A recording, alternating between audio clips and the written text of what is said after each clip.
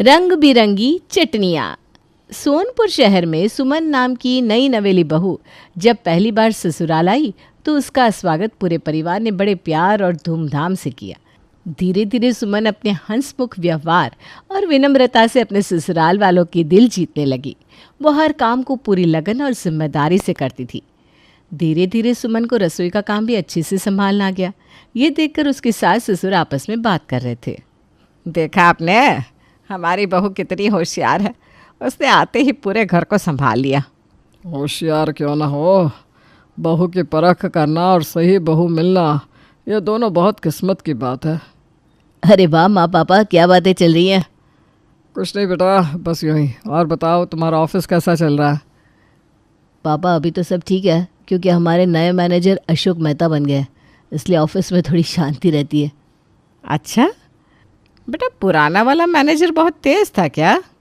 अरे माँ, उसका ना ही पूछो, बिल्कुल संकी था वो। अच्छा, मैं अब ऑफिस के लिए निकलता हूँ। बेटा लंच रख लिया? जी पापा जी, मैंने लंच रख दिया है। अच्छा अच्छा, ठीक है बहू। एक दिन सुमन ने सोचा कि क्यों ना खाने में कुछ अलग किया जाए।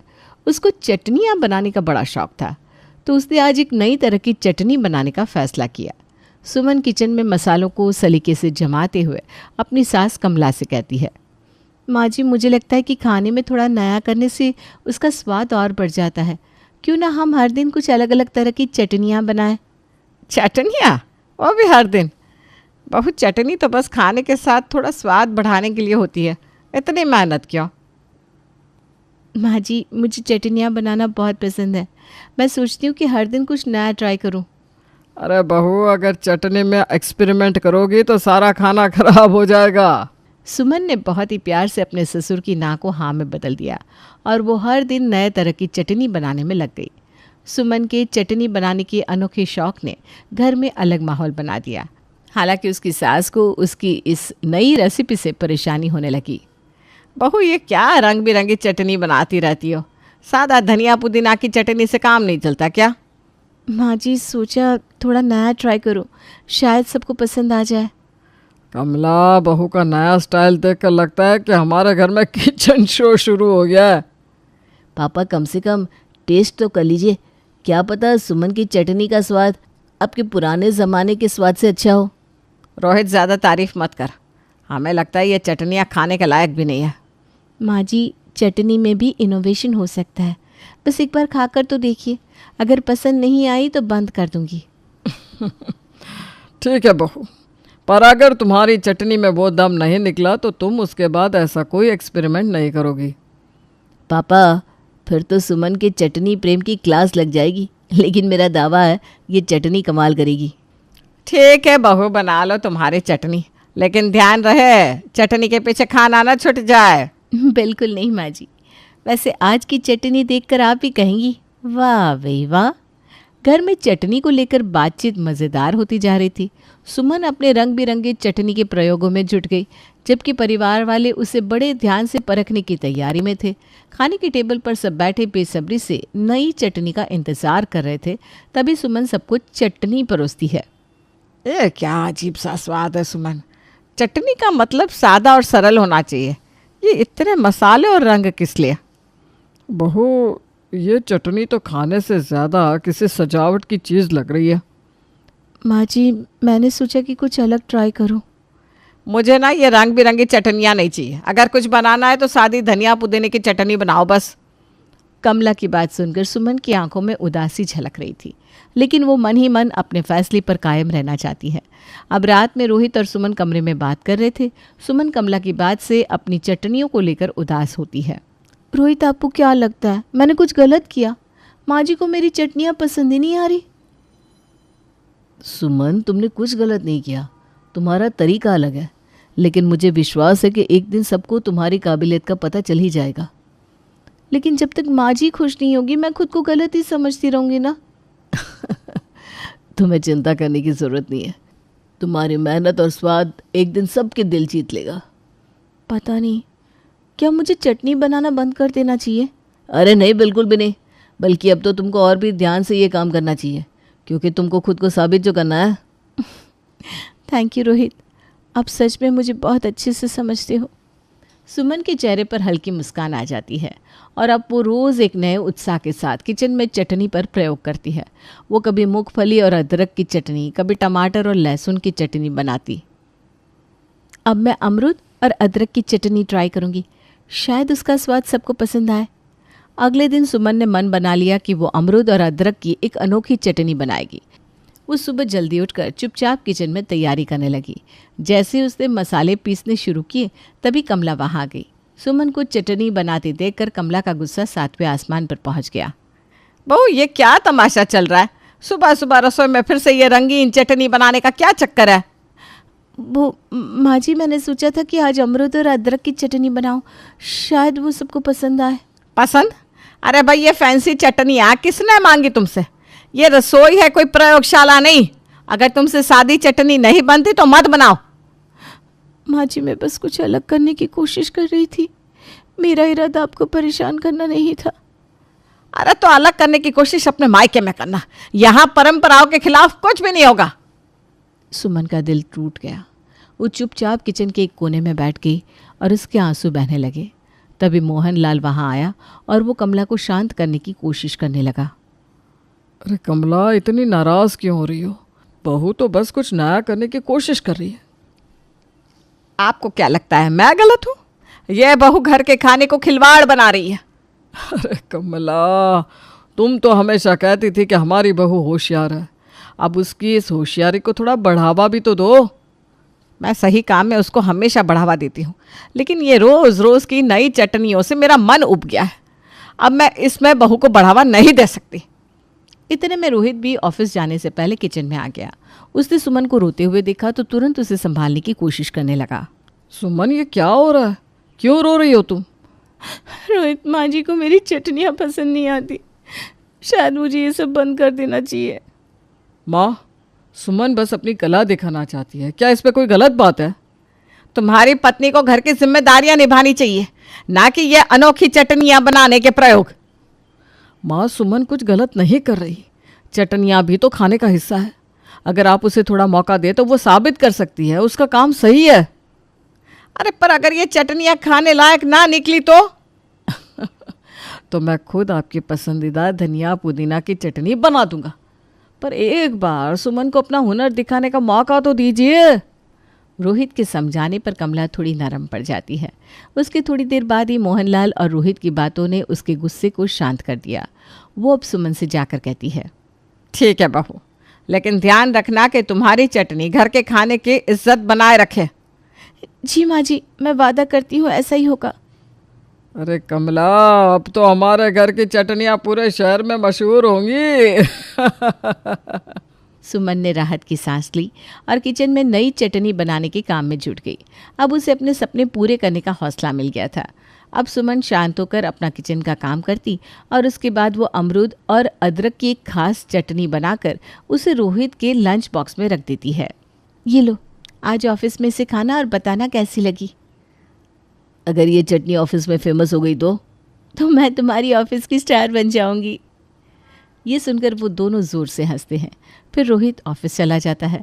ऑफिस में लंच के दौरान जैसे ही रोहित अपना टिफ़िन खोलता है तभी वहाँ उसका दोस्त विक्रम आ जाता है और मजाक करते हुए उसके हाथों से उसका टिफ़िन लेकर उसे खोलता है।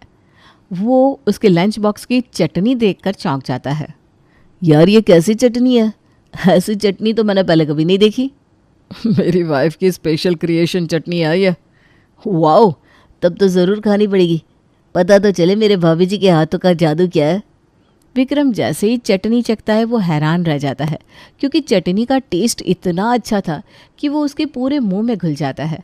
वो खुशी से पागल सा हो जाता है और लंच बॉक्स लेकर भागते हुए सीधे मैनेजर अशोक मेहता के कैबिन में घुस जाता है। अरे विक्रम, क्या हुआ? ऐसे दौड़े क्यों चले आए? सर, आप ज़रा ये चटनी टेस्ट कर लीजिए प्लीज़, आप भी ऐसे ही दौड़ने लगेंगे। अच्छा, लाओ भाई। अशोक अब चटनी चखता है। उसके बाद वो एक के बाद एक करके फटाफट सारी चटनी चट कर जाता है, जिससे विक्रम उदास होकर कहता है, अरे क्या सर, रोहित तो चटनी खाने से ही रह गया। भाई, ये तो गजब की चीज़ है। तुम्हारी वाइफ को कुकिंग शो में जाना चाहिए। अरे सर, ये मेरी वाइफ ने बनाई है। अरे यार, ये विक्रम लंच बॉक्स लेकर आया तो मुझे लगा इसकी वाइफ ने बनाई है। बनाई तो है ना सर मेरी भाभी जी ने। तभी रोहित के पास सुमन का कॉल आता है और वो उसे बताती है कि एक छोटे लंच बॉक्स में उसने और भी चटनी रखी है। ये सुनकर रोहित खुश होकर अपने कैबिन में आकर वो चटनी चखता है। उसके बाद बाकी के ऑफिस वालों को भी चटनी चखाता है। सब लोग चटनी की बहुत तारीफ करते हैं। वाह वाह, ये चटनी किसने बनाई है? लाजवाब है भाई, आज तक हमने ऐसी स्वादिष्ट और रंग बिरंगी चटनी नहीं खाई। ये मेरे दोस्त रोहित की पत्नी ने बनाई है, मस्त है ना? रोहित, मैं तुमसे एक बात कहना चाहता हूँ। जी बिल्कुल कहिए सर। रोहित, तुम्हें अपनी वाइफ को कल ऑफिस लेकर आना पड़ेगा, मुझे उनसे मिलना है। ओके सर, मैं उसको कल ले आऊँगा। रोहित खुश होकर सुमन को कॉल करता है और चटनी को लेकर ऑफिस वालों के रिएक्शन के बारे में भी बताता है, जिससे सुमन बहुत खुश होती है। उसे पहली बार अपनी मेहनत की पहचान मिली थी। अब घर आकर रोहित सबको चटनी खाकर लोगों का रिएक्शन क्या था ये बताता है। साथ ही उसके बॉस ने कल सुमन को ऑफिस बुलाया है ये भी कहता है। सुमन, तुम्हें अशोक सर ने कल ऑफिस बुलाया है, वो तुमसे मिलना चाहते हैं। मैं? लेकिन क्यों? क्योंकि उन्होंने तुम्हारी चटनी का जादू महसूस किया है। ज़रूर मोहित, तुम्हें बहू को कल ऑफिस ले जाना चाहिए। नहीं, मुझे नहीं लगता। वैसे जो तुम लोगों को सही लगे वैसा करो। ठीक है पापा, कल हम दोनों ऑफिस जाएंगे। अगले दिन सुमन रोहित के साथ उसके ऑफिस जाती है। फिर अशोक अपने सामने सुमन से चटनी बनवाता है। अब सुमन की बनाई चटनी का जादू पूरे ऑफिस में फैल जाता है। वो अब अपने चटनियों का प्रदर्शन करके सबको उसके बारे में बताती है। ये चटनी अमरूद और अदरक से बनी है। इसका स्वाद खट्टा और मीठा दोनों है, जो किसी भी खाने को संतुलित करता है।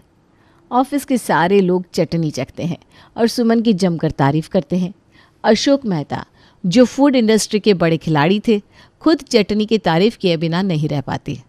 सुमन, क्या तुमने कभी सोचा है कि तुम्हारी चटनियाँ बाजार में कितनी सफल हो सकती हैं? नहीं सर, मैंने कभी ऐसा सोचा नहीं। मैं तो बस अपने परिवार के लिए बनाती हूँ। बस अब वक्त आ गया है कि तुम इसे बड़े स्तर पर ले जाओ। रोहित, तुम्हारी पत्नी का टैलेंट कमाल का है। ऐसी चटनियाँ मैंने पहले कभी नहीं खाई। धन्यवाद सर, वो हमेशा कुछ न कुछ नया ट्राई करती रहती है। मैं चाहता हूँ कि अब तुम रोज़ सुमन को ऑफिस लेकर आओ और वो यहाँ नई नई चटनी की रेसिपी बनाए। Okay sir. सुमन का आत्मविश्वास बढ़ जाता है। वो ऑफिस के लोगों को अपनी चटनियों की अनोखी कहानियाँ और उनकी रेसिपी बताती है और बहुत खुश होती है। तब रोहित फ़ोन करके अपने घर पर ऑफिस में सुमन के प्रदर्शन की खबर सुनाता है। कमला और मोहनलाल इसे सुनकर हैरान रह जाते हैं। मेरी बहू सच में रसोई की जादूगर है। हाँ, अब तो लगता है कि हमारी बहू का स्वाद दुनिया तक पहुँचेगा। हाँ, अब तो मेरा भी नाम होगा कि कमला की बहू चटनियों की जादूगर है। अब वो दोनों ऑफिस से घर आ जाते हैं। सुमन की मेहनत अब सभी को समझ में आ रही थी। कमला का नज़रिया पूरी तरह बदल चुका था। इसके कुछ दिन बाद सुमन ने ऑफिस में तिल और खट्टे नींबू से एक खास चटनी तैयार की। ये मेरी सबसे खास रेसिपी है। अगर इसे बाजार में ले गए तो ये लोगों को ज़रूर पसंद आएगी। ज़रूर सुमन, अब देखना मैं तुम्हें इस शहर की चटनी क्वीन बना दूंगा। Thank you sir. अब अशोक मेहता ने इस तिल और खट्टे नींबू से बनी चटनी को लॉन्च करने का फैसला किया और ये चटनी बाजार में हाथों हाथ बिकने लगी, जिससे अशोक का बहुत प्रॉफिट हुआ और वो बहुत खुश था। सुमन, तुम्हारी ये चटनी हमारी कंपनी की सबसे बड़ी हिट चटनी है। सर, अब आप देखना हमारी कंपनी एक ब्रांड बन जाएगी। बिल्कुल सुमन, ज़रूर बनेगी। अशोक मेहता की कंपनी ने सुमन की मेहनत से जल्द ही शहर में अपनी एक अलग पहचान बना ली। लेकिन एक दिन अशोक का सच विक्रम को पता चला कि वो सुमन की चटनियों से मार्केट में लाखों रुपए बना रहा है और सुमन को उसका हिस्सा नहीं देता। विक्रम ने ये बात रोहित को बता दी। अब गुस्से में रोहित ने नौकरी छोड़ दी, जिससे अशोक का बहुत नुकसान हुआ। इस रोहित की वजह से मैं बर्बाद हो गया हूँ। पता नहीं उसको क्या हुआ जो उसने नौकरी छोड़ दी। सर, सुमन और रोहित की वजह से आपको इतना नाम मिला। आपको उन दोनों को भी उनके मेहनत के लिए अपने प्रॉफिट से उनका हिस्सा देना चाहिए था ना। ये मेरी कंपनी है, मेरे वर्कर्स है ये सब। इनको मैं सैलरी देता हूँ काम करने के लिए। अब प्रॉफिट भी इनको दो। पागल हो गए हो क्या तुम? सर, आपने दूसरे के दम पर यह हासिल किया है और उसको उसकी मेहनत का हिस्सा ना देना सही नहीं है। इसीलिए मैंने रोहित को कहा था, जिसके बाद उसने आपकी नौकरी छोड़ दी। क्या कहा? इन सब के पीछे तू था? निकल जा मेरे ऑफिस से और फिर कभी मुझे अपनी शक्ल मत दिखाना। विक्रम ऑफिस से निकलकर सीधे रोहित के घर आता है और ये सब बताता है। तब रोहित और भी परेशान होता है कि उसकी वजह से विक्रम की नौकरी चली गई। फिर थोड़ा सोचने के बाद विक्रम सुमन और रोहित को अपनी खुद की कंपनी खोलने के लिए कहता है। यार विक्रम, तेरी बात सही है, पर कंपनी खोलना और उसे चलाना कोई बच्चों का खेल नहीं है। रोहित, मुझे विक्रम की बात सही लग रही है, तुम्हें यह करना चाहिए। और वैसे भी तुमने जॉब में बहुत कुछ सीखा है, तुम उस अनुभव का इस्तेमाल करो। हाँ रोहित, समझ यार, इससे अच्छा मौका नहीं मिल सकता। अब सुमन और रोहित ने मिलकर रंग बिरंगी चटनियाँ नाम से एक छोटी कंपनी शुरू की और रोहित ने विक्रम को उसकी कंपनी का मैनेजर बना दिया। विक्रम इससे बहुत खुश हुआ। अब हम अपने ब्रांड के जरिए लोगों को कुछ नया देंगे और इस सफ़र में तुम्हारी मेहनत और मेरे सपोर्ट से हम ज़रूर सफल होंगे। और फिर हमारे साथ विक्रम भी तो है। भाई मैं तो तेरे साथ हमेशा रहूँगा। वैसे मेरे दिमाग में एक और बात चल रही है। अरे जल्दी बता, क्या बात है? अब विक्रम रोहित को समझाता है कि वो लोग मार्केट रेट से कम में चटनियों के छोटे छोटे पैकेट बनाकर बेचेंगे और शुरुआत में कम प्रॉफिट निकालेंगे, जिससे उनकी मार्केट वैल्यू बढ़ेगी। इस आइडिया को सुनकर रोहित विक्रम की तारीफ करता है। विक्रम ने सुमन और रोहित की कंपनी को बाजार में एक नई पहचान दिलाने में मदद की। मैं तुम्हारे ब्रांड को फूड चेन और बड़े रेस्टोरेंट्स तक पहुंचाऊंगा। आपकी ये मदद हमारे लिए बहुत कीमती है विक्रम भैया। सच में यार, आज लग रहा है कि मैंने कुछ कमाया हो या नहीं, पर मैंने तुम्हारी सच्ची दोस्ती कमाई है। अरे बस बस भाई, ज़्यादा तारीफ की तो मुझे डायबिटीज़ हो जाएगी। ये सुनकर वो तीनों खूब हंसते हैं। अब विक्रम ने अपने संपर्कों का इस्तेमाल कर कंपनी को नई ऊंचाइयों तक पहुंचाया, जिससे उनकी कंपनी अशोक मेहता की कंपनी को टक्कर देने लगी और इस बात से अशोक मेहता बहुत चिढ़ गया। अब रोहित ने सुमन को कंपनी की CEO बना दिया। ससुराल और बाहर दोनों जगह वो एक मिसाल बन चुकी थी। बहू, आज तुमने हमारा सिर गर्व से ऊंचा कर दिया। हाँ, अब तो पूरा शहर तुम्हारी तारीफ करता है बहू। सुमन के चेहरे पर संतोष और खुशी साफ झलक रही थी। अब रंग बिरंगी चटनियाँ पूरे शहर में मशहूर हो गई थी। हर किसी के लंच बॉक्स में सुमन की बनाई चटनी होती थी। उसने साबित कर दिया कि मेहनत और जुनून से हर असंभव कार्य को संभव किया जा सकता है। उसकी कहानी हर उस औरत के लिए प्रेरणा है जो अपनी पहचान बनाना चाहती है। अब सुमन, रोहित और उसका पूरा परिवार खुशी खुशी अपने नए सफ़र का जश्न मनाता है।